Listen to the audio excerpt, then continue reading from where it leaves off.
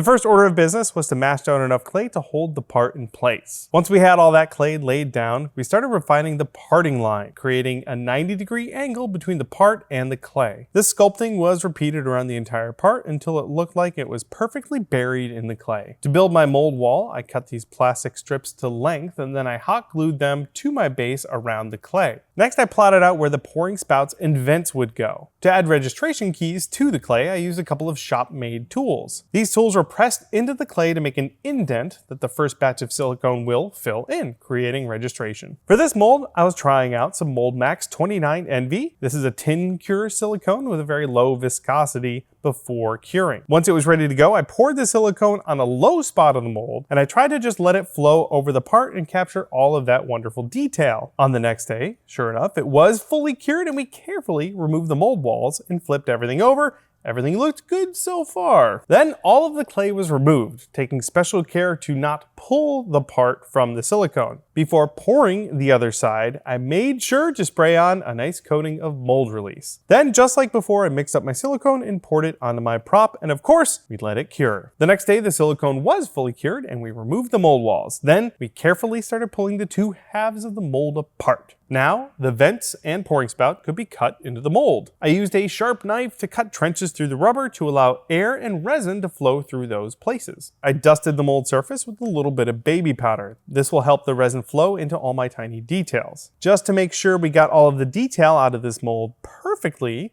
we decided to cast the blaster in 2 pours. The first one was poured into each half of the mold while they were still lying open. Once that was kicked off enough that it wouldn't run, I flipped one half of the mold over onto the other. The 2 halves of the mold were placed together and the backing boards were used to clamp them together nice and tight. I mixed up another batch of our resin and filled up the remaining negative space in the mold. This resin kicks off pretty quickly, so about 10 minutes later, we were able to pull the mold apart, revealing a perfect copy of our original 3D printed prop masterpiece.